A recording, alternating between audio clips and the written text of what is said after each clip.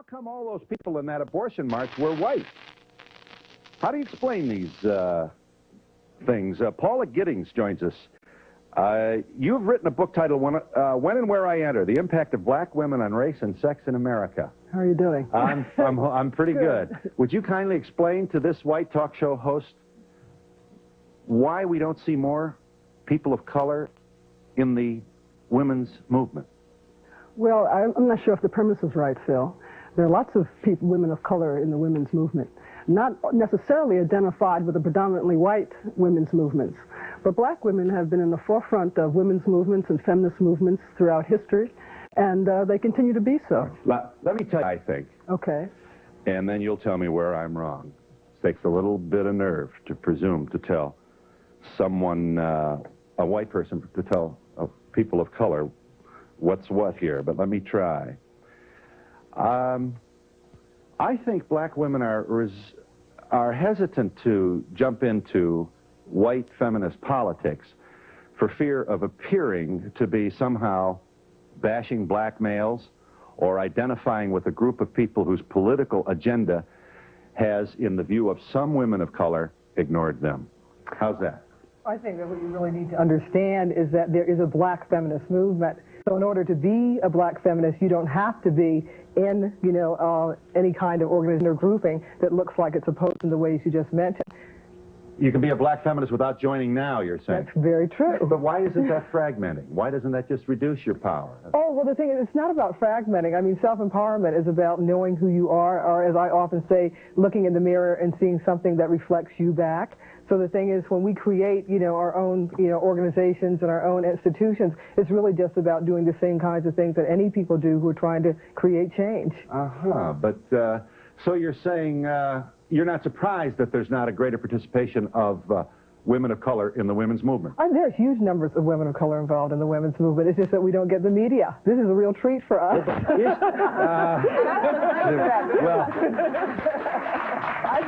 I want you to know, I've been a feminist since 1973. You've been a feminist since 1973? That's correct. Has anybody ever raised their eyebrow at you in the black community? Absolutely, raised more than their eyebrows. Really? Well, what is it? What's their grievance? One of the things that you just mentioned about dividing, our race, attacking black men, et cetera, but when they give me a few seconds to say what it is we're about, they begin to understand that this is really about empowering the entire community. It's not positive to have a half of the race be down and the other half on top of them. I should say that you are Barbara Smith, author of Homegirls, publisher of Kitchen Table, Women of Color Press. That's right. So you've been in the trenches here for quite a while on the exactly issue. Right. You wanted to say, Loretta Ross, you are director of Women of Color with Now. Right. I think that one of the things we need to set the record straight on is that thousands of women of color were, in fact, at the march.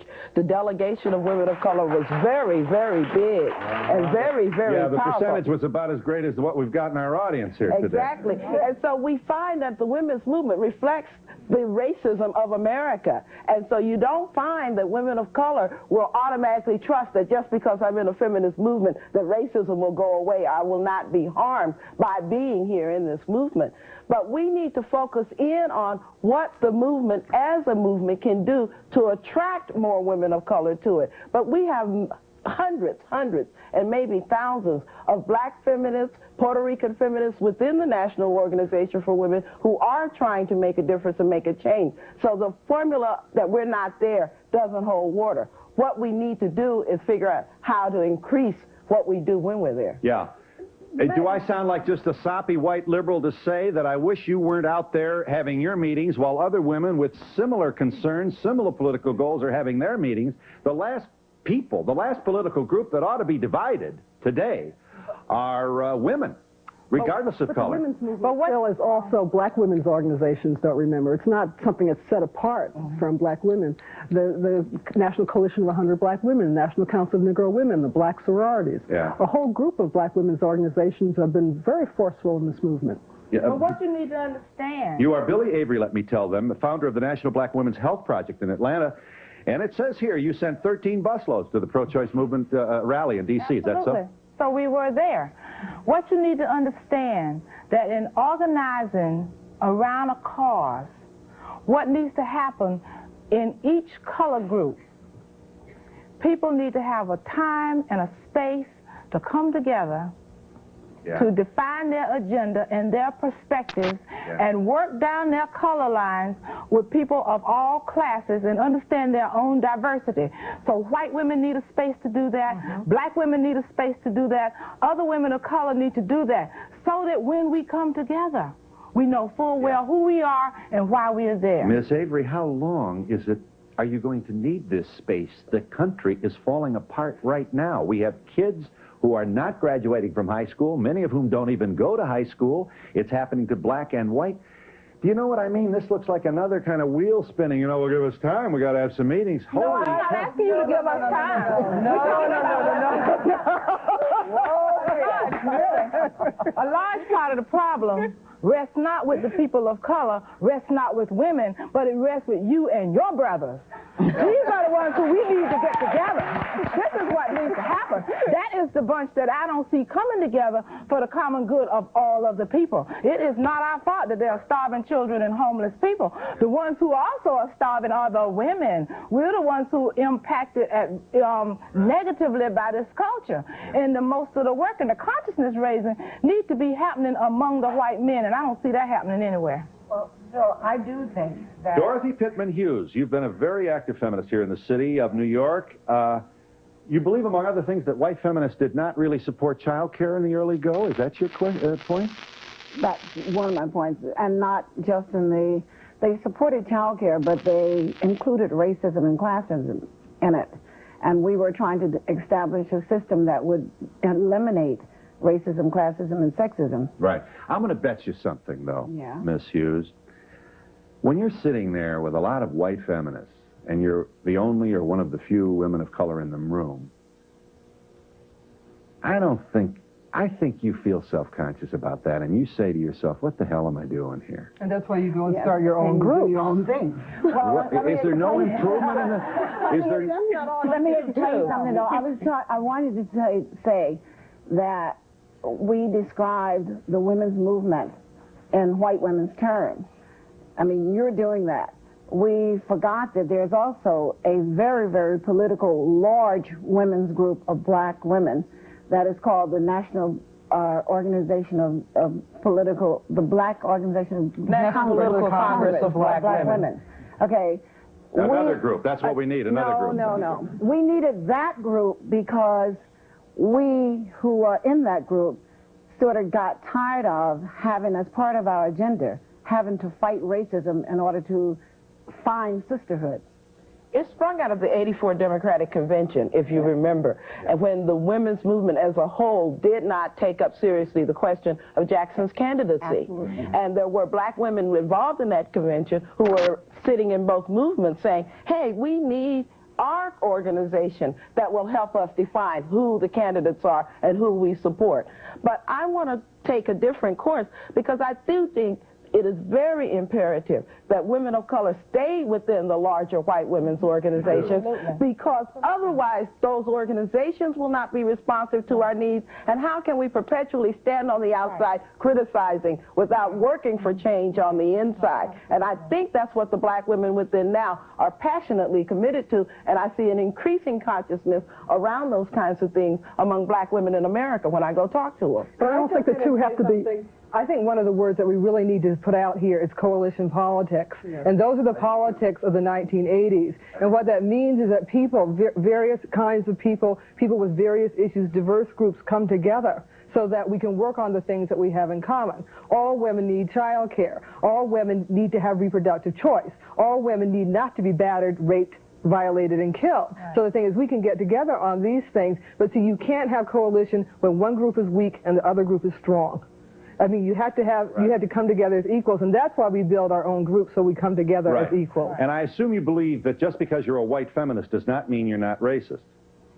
Say that again. I find that black women as a whole tend to like the issues that the feminist movement promotes and distrust feminists themselves because of what they identify as racism and classism within the feminist movement. So no, just because you're a woman, you're not a feminist, and just because you're a feminist doesn't mean that you're committed to an anti-racist America. Right. Would you have an example of a racial, of a white women's political agenda that may not be consistent or perhaps arresting of the issues of black women. Yes. See, we have, okay, if you look at what are white women's issues, and if you look at what are black women's issues and other women of color, what you will find is that the same thing will be on the list.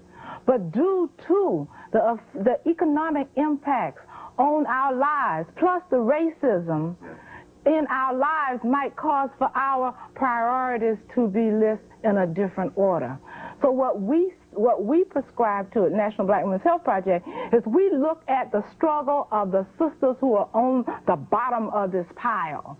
And if we work around her issues, it's like a set of building blocks. If you work with the blocks on the bottom, and move them around, you move the whole nation, so that becomes the priority. But aren't the blocks on the bottom mostly poor white women? Absolutely. Well, then... and the white women's movement do not address poor white women's issues, and that is what we are saying they need to do. Not know all. They will learn how to work with their own kind, which makes them better equipped when they come to sit to the table with black women and other women of color. We do not need any handouts or any missionary work here. We're talking about empowerment. Right. But how does a white person meet with you without appearing to be missionary, patronizing, condescending? They learn to work on racism, because that's the first mission of a white feminist. When they ask me what can they do for me, I would say understand yourself so that you come to the table without your baggage. Right. Yes, ma'am. I agree with Loretta's point. I think that it's very important that black women continue to work within the traditional white women's feminist movement, because we can direct and help shape those issues. We were able to do that here in New York. My name is Kathy Bell. I worked along with Bernice Miller in pulling together a demonstration here in New York around the abortion rights question that followed the march in D.C. Yeah. And we worked with about 30 groups who were two of the black organizers of this event, but it was very successful, and we worked together very well, I believe. Right. And I think, though, you need both, because I think black women's organizations are very important. They have been traditionally. Right. But coalition is also important. Right. So the two should be working together. I agree with your observation that you can't fix racism if you don't, first of all, examine yourself. And racism's a lot like cancer. You don't always know you have it. Oh. Except that you're in America, and America's racist, your chances are pretty high. I'm not forgiving. Say that again? I said, except that you're in America, and America's a racist, sexist country, so your chances of catching that disease are pretty high. I agree with you. I agree with you. I do think, however, that if we're going to get anywhere at all to resolve issues provoked by racism in America, which I believe, and I believe the thread of racism is woven through our society. I believe that. I think part of the heights of the mountains that we have to climb to move toward equal opportunity for everybody include an examination of self. And I don't know anybody who's who would be more likely to make that kind of examination, for example, than a white feminist. I'm not saying all white feminists are capable of doing this. I'm saying most of them would be. The anti-racist movement is feminist. I mean, you're exactly right. The leadership of the white anti-racist movement in America is almost inevitably feminist. Right. It is coming out of the feminist movement that you're developing white people who are a credit to their race, for example. I mean, really, it is that impetus coming from white women. Right. I just wanted to... So a white feminist sister is more likely to understand or get past whatever influence they have been exposed to in childhood in an all-white neighborhood. And one of the reasons for that is because racism has been on the agenda of the women's movement practically since its beginning. I mean, this is not new. Like what happened at the March on Washington, like doing a major demonstration or an event and then looking at it, analyzing it, examining it, and say we really blew because there were not enough women of color involved. I lived in Boston all during the 1970s. Those kinds of soul-searching and post-mortem discussions were being had, and the reason they were being had is because people like myself were pushing, white women to do that. I just wanted to say I am a publisher, and I run the only press for women of color in this country, the only one. And we started in 1981, so it will be 10 years old in a couple of years. To show that I have a commitment to the kind of coalition that you're speaking of, I initiated a couple of years ago an anthology that will come out next year called The Third Wave, Feminist Perspectives on Racism. And I also retained 2 white women editors, even though we're known as a women of color press. And I don't care what kind of flack I get from other women of color. Why is Kitchen Table publishing white women? Because it's a white women's issue. Yes, it's interesting that you almost sound defensive, don't you, for even sitting down with white women. Well, not really defensive. I'm just trying to explain. Please deal with this just one more time. I'm not pretending I'm the first person to ask this question. Let's consider the perspective of the black male.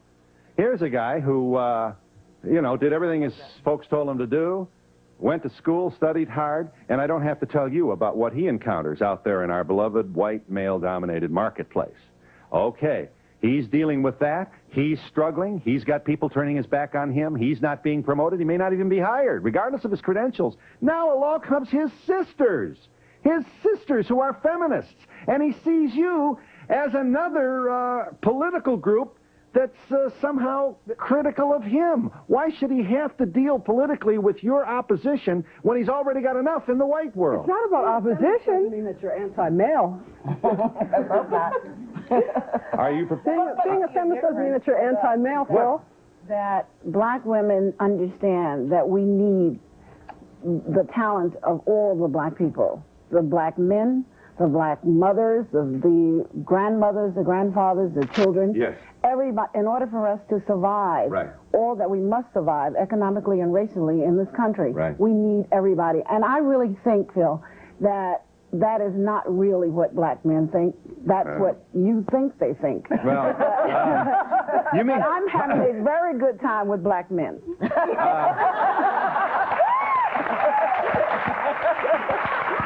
that we are. But I do think that there's a specific oppression that black men experience that I hope that a black male movement arises to address. And I will do everything in my power to make sure that that happens. But the rise of our movement is not at the expense of black men. And that's the formula I think that we're reacting to. But how can you deal with sexism without necessarily criticizing men of any color?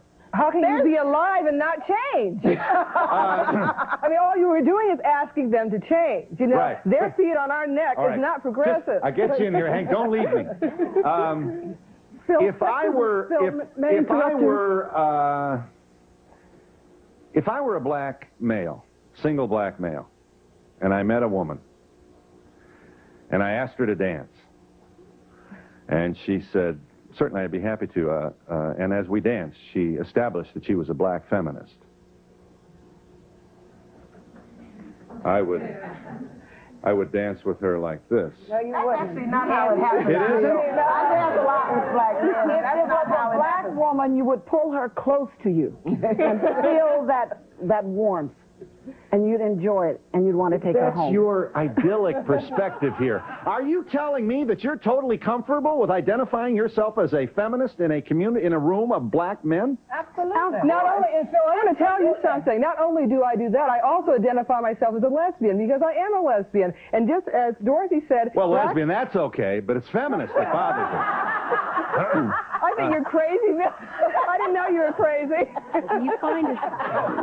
Do you find as much prejudice now as you would 20 years ago? A question. Do you find as much prejudice now as you would 20 years ago? No. Things have really improved. Not as much. Because people are actively working on the issue. It's no more the passive lip service, but work is taking place. Yes. That's making a difference. Don't you find the media shows selective reporting in not covering the black women's movement as much as they do? This is a first. This is history that we're experiencing today. And the only way we make the front page of the New York Times is to say we were not there. That's why we're here. Exactly. That reporter asked me how many women of color were at the march. I told him 10 or 15,000. The headline says March 95% white. Yes. So even to be defined, we're defined in negative terms. This could be a goal. How it could be reached, I don't know, but... Well, that's why I'm a publisher and a writer. You know, we have to have our own media. You know, the books that Random House is not going to publish, I will publish. And we'll be back to allow this audience in this thing in just a moment.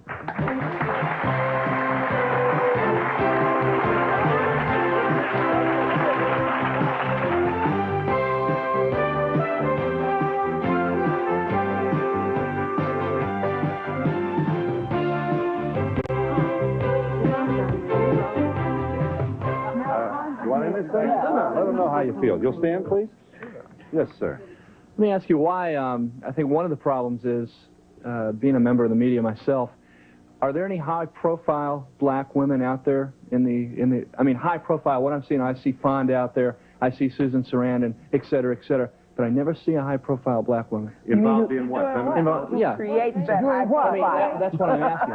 As You mean spokesman, I think that may be a problem right there. There isn't a high-profile black spokeswoman as such as we see the Jane Fondas, the Sarandons, but that's because we're not allowed to be that. We're not permitted to be that. What? You're The media people does not go out looking for them or interviewing them. But why are there? I'm asking. I'm asking a simple There's question. about 12 million black women in America. I think we could find one that could take a high profile. Is directly a result of the media. If you don't get media play, then you don't become high profile. Right. I think it's your responsibility to start to be a little bit more diversified. Media, yes. That's right. Is there anyone now he wants to know? These women want you to know, if there aren't anybody, they want to know why. And they may... Whoopi Goldberg spoke at the march in D.C. She was one of the leading speakers. Whoopi Goldberg did speak at the march. And Alice Walker. Alice Walker also. Jesse Jackson. I mean, there are a host of people that you don't know about. How often did you see? I saw her on an average. I saw her about 5 times a week on an average, and I saw her all over the country. She was in more places than your own white candidates running for president. That's how hard she was working, but that's not the issue. That's not the issue. The issue is when you get a story in the New York Times that talks about how black women weren't there, there was a whole contingent of women of color for reproductive rights with a banner, which was led by Loretta and a whole bunch of other people. Not a single national newspaper or print magazine or radio station or anything talked about. There were at least 500 women in that contingent, and you all act like we weren't there. We were there, we were vocal, we were active, and we carried that march. So to say that we weren't there is irrelevant. But the press is a function of white men who want you to know what they want you to know and what they think is important. And the issues of black women are not important. And you can speak to that yourself by asking, are there any high-profile black women, which is an absurd question. It is absurd. Where were they, though? So what do you mean by high profile? For a media guy, you're not very savvy. You don't even have a mic. You'll never... But what do you mean must by hear high what profile? they're saying. Did you say you're in media? Yeah. They want to know why you aren't more open to featuring people of color with regard to your own reporting. In my own reporting, I do. And with how many black people do you work? In my very, very, very many. I'm a sports writer. White men does he try to educate? Because he has access to white men that I will never get. And so if he has that consciousness, he needs to use it. Do you find that there are no high-profile black women that the media doesn't catch on because of racism, or is it just... that's what they think. It's racism, it's sexism, it's homophobia, it's all of those things. Yes, I don't understand what a high-profile black woman is anyway. That is such a media... Shirley Chisholm with that work. I mean, we have a woman who was in Congress who has trouble getting press. I mean, you know. Are any of the panelists married? Are any of the panelists married? Yes. May we ask the reason for your curiosity? How does your husband feel about you being in the feminist movement? You answered the question. How does my husband feel about my being in the feminist movement? I was in the feminist movement when I met my husband, and I think that that's one of the reasons that he wanted to relate to me, because he felt that he could be one of the people, very few, who would experience living with a whole woman. Yes, Well, I don't consider myself to be a real feminist, but my husband does. And how's that? well, whenever we're in a discussion, he always tries to. There you go with that women's lib stuff again. Just exactly. But Wonder how I know that. Go ahead. but I wonder, when you talk about coalition politics, it's hard for me to really accept that when I think about where are the Asian women, the Arab women, the Hispanic, these women that are really primarily dominated, much more, I think, than black women. And I can't see that by breaking off into subgroups that you're going to accomplish your... Could I just... You can both have it. Well, okay. People should understand, Kitchen Table Women of Color Press is a press for all women of color, so it encompasses all the groups that you mentioned and more besides. we're the only press for all women of color and also third world women internationally. So we're talking about American Indian women, Asian American, Latinas, et cetera, et cetera, et cetera. So that's the kind of press we are. And those are the kind of politics I do. Yes. One of the things you have to understand, a lot of people are threatened whenever a group of people want to come together among themselves, because they think it says something about the group who's not in there. What is absolutely necessary, we live in a country where women, as women, we feel isolated, we feel alienated from each other, which leads to powerlessness and hopelessness. The first piece of what has to come together is that people need to come together to be validated by each other. Once that validation happens and they start to break down the conspiracy of silence and the barriers that have kept them from talking, they then develop a perspective as to who we are, which makes us go to the table in a different way. We're not coming to the table to sit at the foot of the table, of anybody's table. We're coming to the table to sit as peers. So what you're going to get is not someone who comes and says, well, I speak for all black women, and who haven't ever talked to another black woman, not really talked to them. You come with people who have struggled and looked at their priorities and who are very clear. And that's a different type of coalition are coming together. So it is perfectly all right for us to get together down our color lines. It makes us stronger. And white women really do need to learn to talk to each other. Absolutely. I mean, one of the real issues I have is that I have to separate out racism from the normal brutality with which white people conduct their lives.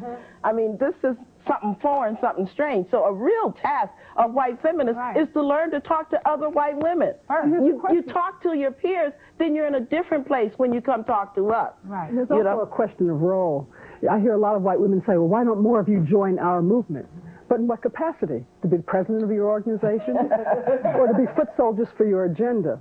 So these kinds of things that we have to always deal with, and there's a long, long history of this from the suffrage movement. When black women tried to get involved with the predominantly white suffrage organizations, we had the same kinds of problems all the way through, and they have to be resolved. Just a little distracting for me is I think the same observations could have been made in the early 60s at the beginning of the modern women's movement. That's what I mean. Where have we come in 25 years? We're still... A black woman co-authored Now's original statement of purpose, the Reverend Paula Murray. But that whole history of black contributions to the founding of the Nows of the world has been totally lost. It's only the black historians like Paula that are recapturing that history and putting it in its proper place. But it is cyclical, because depending on the issue, you have black women feeling a very justified sense of betrayal, because almost in every 20-year cycle, there comes an issue where we're doing pretty well, then there comes along an issue that splits us up again. I think the curing epoch is the Jackson campaign.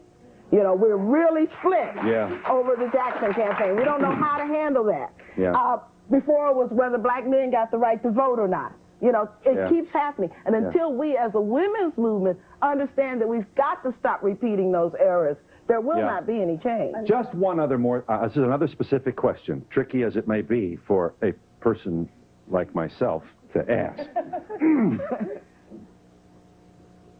Why don't you coalesce and speak in an efficient way to the untold numbers of teenage women of color who are being trapped by pregnancy? Where are you? Doing that. We are doing that. You are? Yes, we are doing that. At the National Black Women's Health Project, we organize self-help groups of women to come together to talk for the first time. And I mean women talking all the way from young preteens. We have preteen groups, we have teen groups, and we have, older women's groups. And mother and daughter groups. To talk about the realities of their lives. And what has happened, that's what I'm talking about, this conspiracy of silence. What has happened is that our young children, as well as our men, have not heard the true story of what our lives are like, so therefore there has been no analysis, and we have continued to play into being oppressed, continue to be hooked in an internalized oppression, and playing right into a cycle that goes on. It is a function of the mind. It is not a function Pregnancy, birth control is a function of the mind. It is not about pills. It's not about whatever. Those are only the mechanisms. If you don't get and talk to folks' minds, then you have nothing. Nobody is willing to have the discussion. And you can't keep a teenager from getting pregnant who wants to get pregnant. Yes, but the point is, that's what you've got to address. Can't we do something to ensure that they have the information which alerts them to the consequences of this trap? Phil. People have had information on a number of things. I don't mean about ovaries and fallopian tubes. I mean about the reality of the life-altering experience of having a baby when you're 16 years old. Tell them about empowerment. I think the issue is not lack of information, the lack of power to use that information. That is the missing piece. And Phil, when you talk about wanting to do something, one of the things we could do is to get this Reagan-Bush continuum out of office, because if you look at the funding for reproductive rights, education, et cetera, you see a great slump, we just fell right down the mountain with all that. You'll forgive the interruption. We'll be back in just a moment.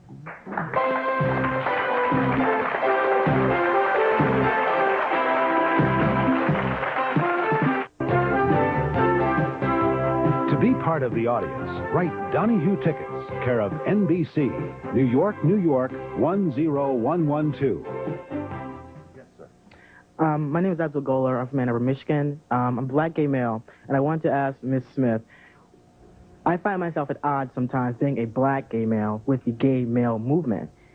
What do you see yourself playing in the feminist movement, being a lesbian also?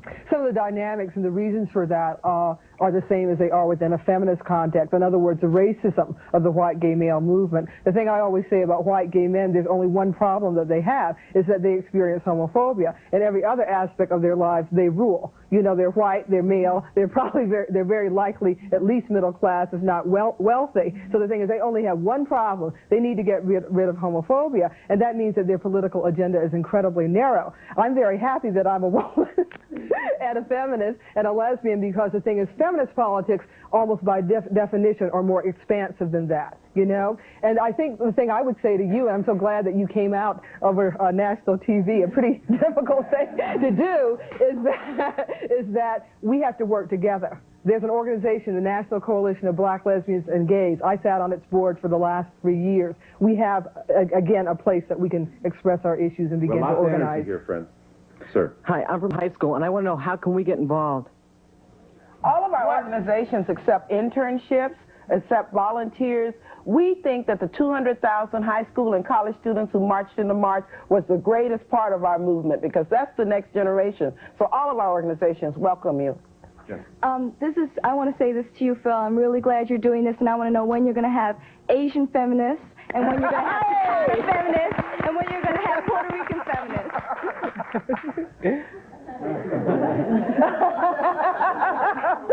That's your question, Phil. Well, I think it's a very, very important question. I do not want to sound defensive when I say that the survival of this and other programs like it depend on our ability to draw a crowd. It does not mean that that should be exclusively our goal. But it is, I can only be honest to say to you that if the agenda that we feature on our program is too narrow, too often, then we lose the platform. That's the way this system works. And in the process, we penalize those whose rights are just as abrogated as anybody else's. I ask you to consider how many people would watch, for example, a program that featured 5 Asian women talking about the particular problems that they have. Quite a few. See, we cannot use the white male definition of what people will do or what people will watch, because that only predicts what other white men will do. Hey, you wanted to say? Yeah, I wanted to add a little history to this. I'm Florence Howe, the publisher of The Feminist Press, and I'm Barbara Smith's publisher. And exactly 152 years ago, next Tuesday, for the first time ever in the United States, black and white women sat down together in a church on Houston Street to talk about anti-slavery issues and to issue manifestos. 200 women came together to do this, and that was 152 years ago. And they issued statements about the problems of black women in the North and so on. I mean, I think we need to see this in terms of some progress. It's not just the last 20 years, it's the last 1,000 years. Thank you. Okay. All right. Yes. What exactly is a feminist? I haven't been able to figure out any of the issues that you're going on here except for abortion. What woman is not a feminist? Could you define it for me? I think a feminist is a woman who has an understanding of her position in the world politically. She's a woman who is opposed to sexual domination. She is a woman who is fighting to change the system of sexual domination and to eradicate sexual oppression. Do you believe that women are discriminated against in this country? Yes. How? Jobs and stuff, men don't always... Feminist is a person who wants to fix that. Okay. Thank you. But also... And we'll be back in just a moment. Yes.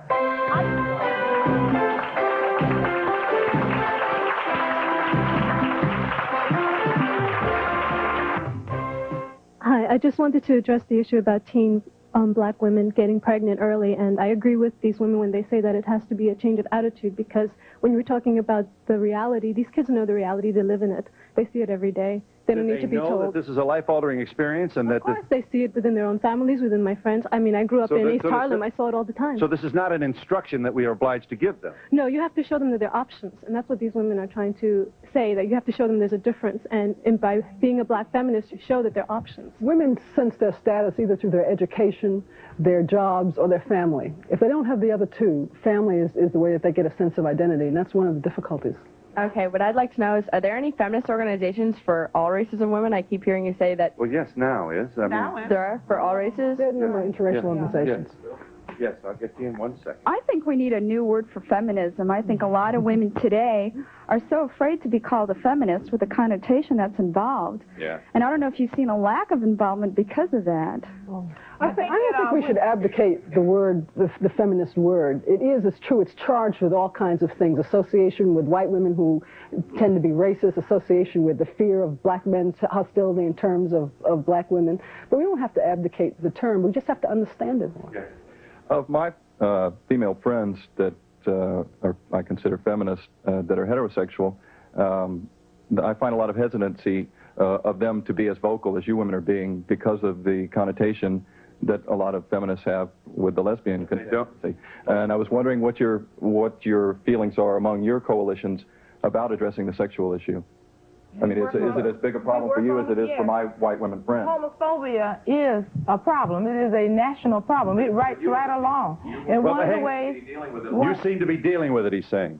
We have to deal with it because we cannot let ourselves be divided over what is relatively small issues in the face of all the massive problems that we have. Over here, please. I just wanted to know what is about the international support, because in my country I haven't been confronted with those things at all. So Germany. So is there any international help from the United States coming all over the world? Oh, absolutely. And in large parts of the world, the women's movement in other parts of the world is even more advanced than that one here in the United States. Yes. There's a global movement for feminism. Yes.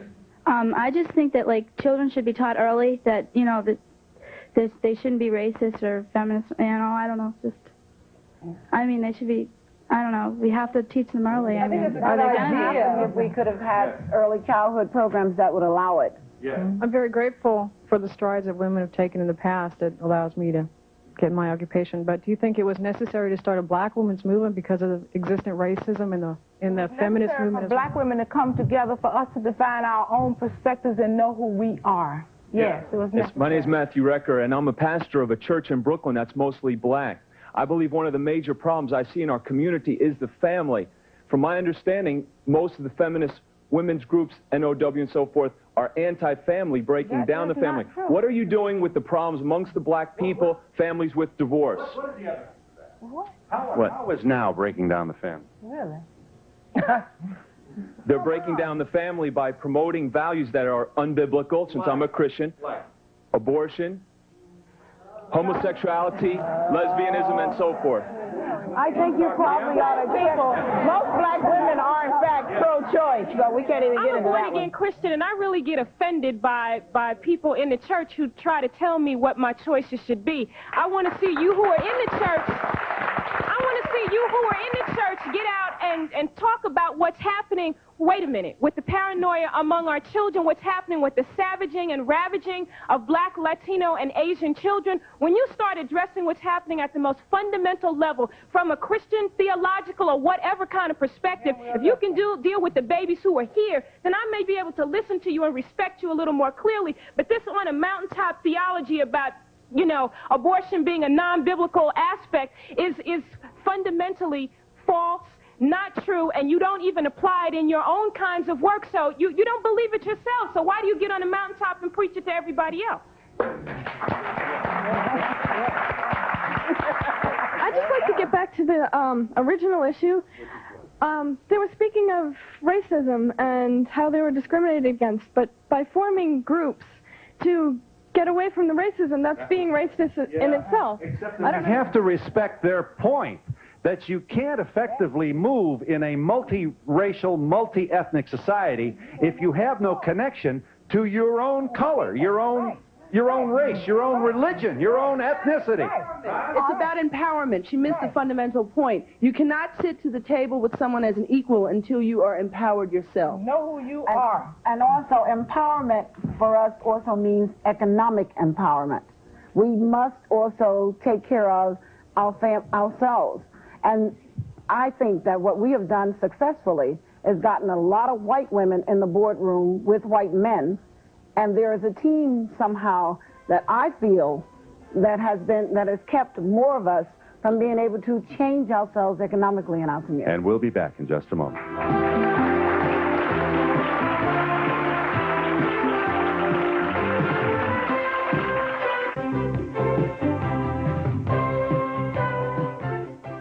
Yes, I just wanted to say that I think that what the woman said up there, it's a question of empowerment. It's not necessarily that individuals think that people from one group hate people of another group. It's just the institution is racist and you want to change that. It's also the fact that racism and sexism are both important issues to us, and our organizations address both of those issues. If another organization addressed those issues, fine.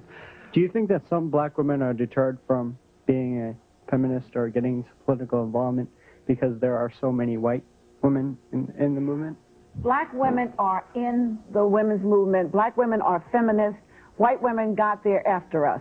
Yes. They came in after we did. I'm from Canada. I'm a black teenager, obviously, and I was brought up in a white family, and I have white friends. I don't know enough about what it's really like to be black. How can I do this? And in Canada, how can I get information about racism and stuff like that? We're in the process of trying to start some black women's self-help groups up in the Canada area, and I invite you to write Byllye at the project and get the address later, and we will be able to help you. I'm also from Canada, and I'd just like to say that this man was speaking about the media, and you were saying how it's almost like you're not allowed to get up but to be like a high profile. I think if you really wanted to, that you could be there. Well, they are. But we have to commit a crime to get on the front pages. This issue of empowerment, that it's torn apart the Democratic Party with the black movement within that party. I can see the same thing happening here within the women's movement, and you have to look at what is going to get the job done, not what will satisfy egos. Are you saying the election of Ron Brown torn apart the Democratic Party? Equality. The Democratic what? Hang on a second. When he refers to the job that has to get done, I want to know what job he's talking about, because the problem in the Democratic Party was not us. It was the fact that they were not responsive to the needs of the African-American community. And also it showed how racist Well, the it thing is. that I find unfortunate are those issues at the bottom that were child care and battered women. Those become stepping stones rather than building blocks to build a foundation to make the accomplishment that we as humans need to help one another and forget the stepping to race and sex and help each other as humans and not just as issues to political issues. That keeps those from being stepping stones. I work with women in politics. I work with Latino, Asian, and black women. And one of their priorities is working in their communities. And they're using their feminist beliefs to work and organize in their communities around housing, education, and all sorts of issues. They're in the forefront. I agree with her. I grew up in the same world, in this white world where I didn't get this information. This comes from inside. We have to get that information and force ourselves to listen. I think it's important. I agree. Yes, ma'am. I think that part of it has to do with who's here and the kinds of people you meet and are exposed to. If you look at this audience, this is, I think, a prime example of not being here. I mean, I only got here because I knew about it at 12. I think if you put the word out, if you go out there and actively recruit, you will find people willing to speak. This, to me, is a real prime we work at the Ms. Foundation. We work at the Ms. Foundation, you know?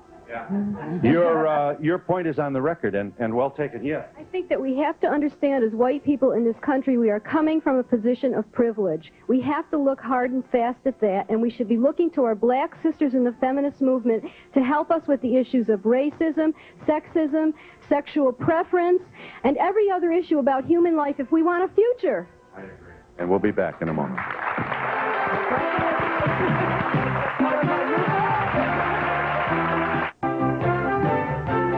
For a transcript of today's show, send $3 to Donahue Transcripts, 267 Broadway, New York, New York, 1007, or call 212-227-READ. Homegirls, a black feminist anthology, is edited by Barbara Smith. Here's some important scholarship for those who care, and if you have kids, you should. After all, they live in the future we're creating today. When and where I enter. The impact of black women on race and sex in America is Paula Giddings' contribution to an understanding. I recommend it for your library.